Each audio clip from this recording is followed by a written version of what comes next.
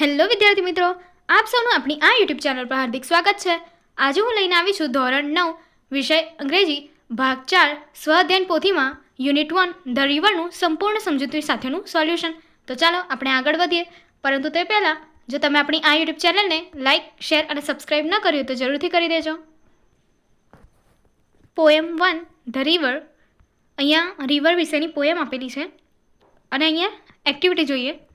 The main idea of the poem talks about the journey of a river, showing how it changes over time. Just like life, at first the river is small and playful, sparkling as it flows over pebbles and moves through flowers like a happy child playing.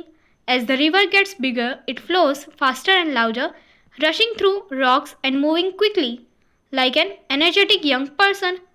When the river is full and wide, it flows more calmly, but it's always moving forward, just like when a person is in their prime and seems steady but keeps going toward their goals.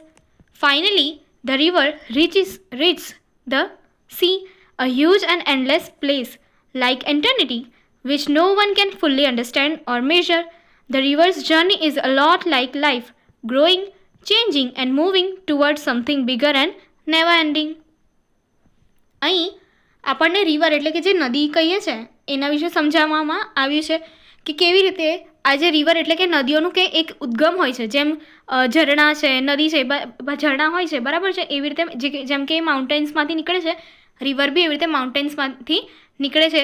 એમની બી એક journey હોય છે. લાઈફની કેવી આપણે journey અલગ અલગ ફેઝિસ હોય છે, એવી રીતે અહીંયા એની રિવર માટેની જર્ની બતાવેલી હોય છે કે કેવી રીતે એ નાના કોઈક જગ્યાએથી એ હસતી ખુદતી એટલે કે પ્લેફુલ રીતે, જોયફુલ રીતે, સ્પાર્કલિંગની જેમ ચમકતી ઝગમગતી નીકળે છે, બરાબર છે, અને કેવી રીતે ધીરે ધીરે ધીરે ધીરે એ વધતી જાય છે, બરાબર છે, જેમ એ મોટી થાય છે, બરાબર છે, એનો શું થાય છે, ફ્લો જે વહેણ કહીએ છીએ એ વધે છે અને ફાસ્ટ થાય છે, અને એની માટે એને લીધે શું થાય છે, એનો અવાજ જે કહીએ છીએ વહેણનો એ પણ વધારે આવે છે, બરાબર છે. અને એ શું કરે છે પછી તો કે રોક્સ જે કહીએ છીએ, માઉન્ટેન્સ છે, બરાબર, પથ્થરો છે, એનામાંથી પણ એ શું થાય છે, વહીને બહાર નીકળી આવે છે અને શું થાય છે, ધીરે ધીરે એનો ફ્લો વધે છે, ઝડપી થાય છે, અને એનર્જેટિક યંગ પર્સન જે કહીએ, જુવાન વ્યક્તિ હોય છે, એમને જેમ એનો વહેણ થઈ જાય છે.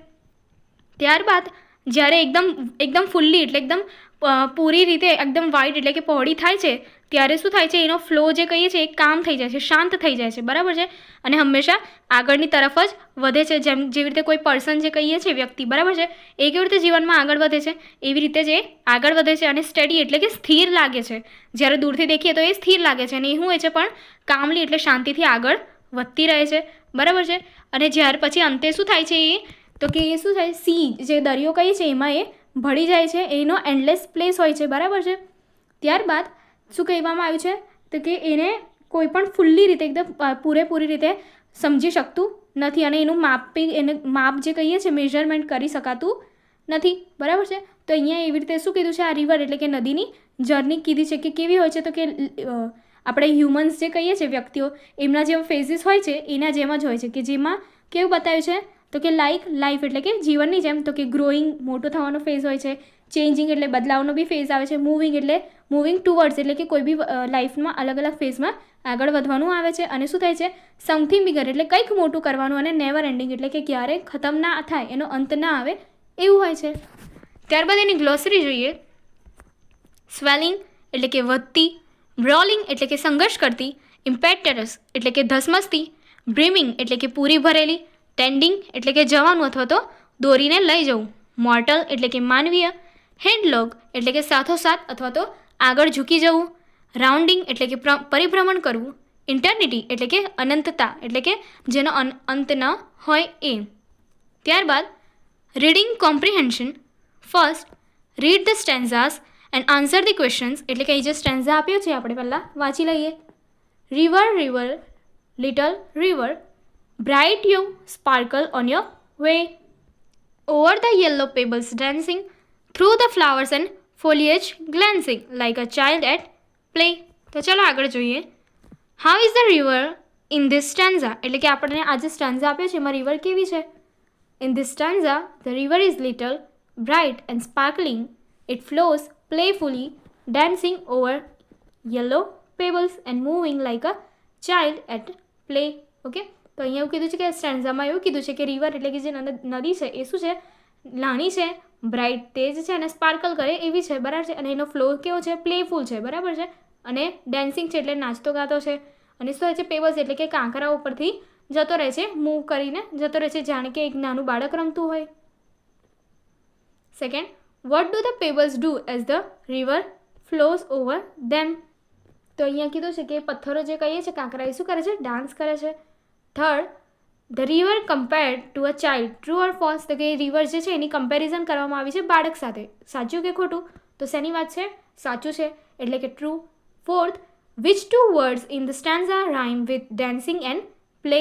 ઓકે, તો અમને સરખામણા જે કહીએ છીએ આપણે પ્રાસ બેસે એવા શબ્દો આપેલા છે, તો એવા શબ્દો આપણે શોધવાના છે સ્ટેન્ઝામાંથી, ડાન્સિંગ માટે અને પ્લે માટે.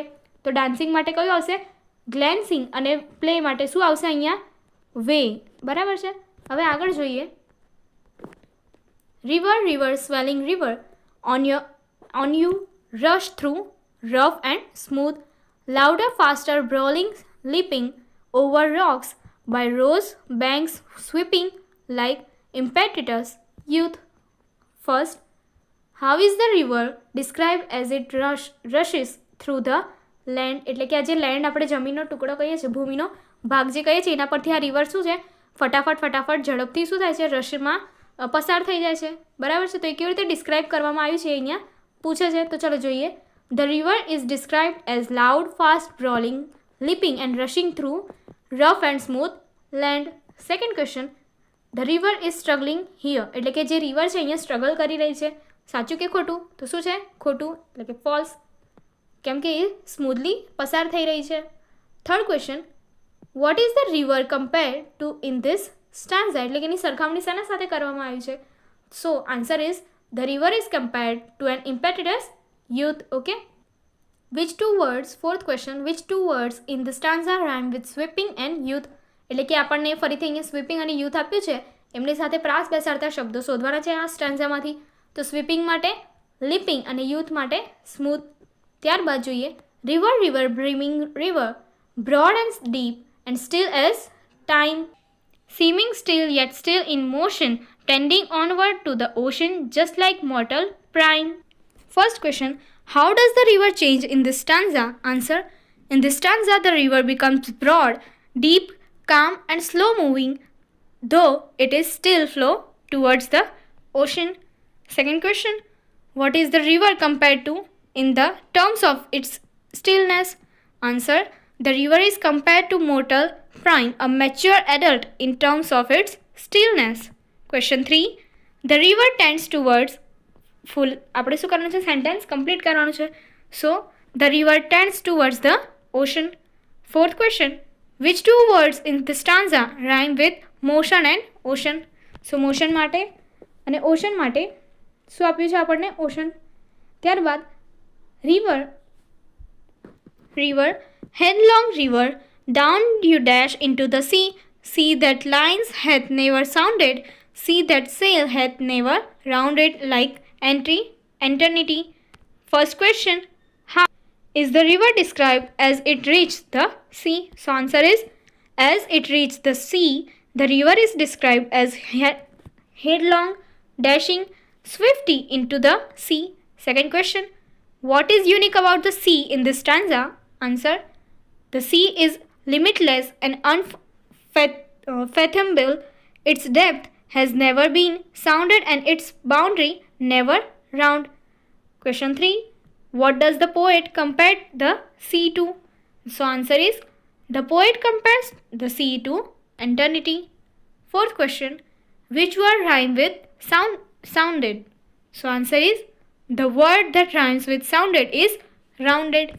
આગળની એક્ટિવિટી જોવા માટે અહીં આપેલી એન્ડ સ્ક્રીન પર ક્લિક કરો. Thank you.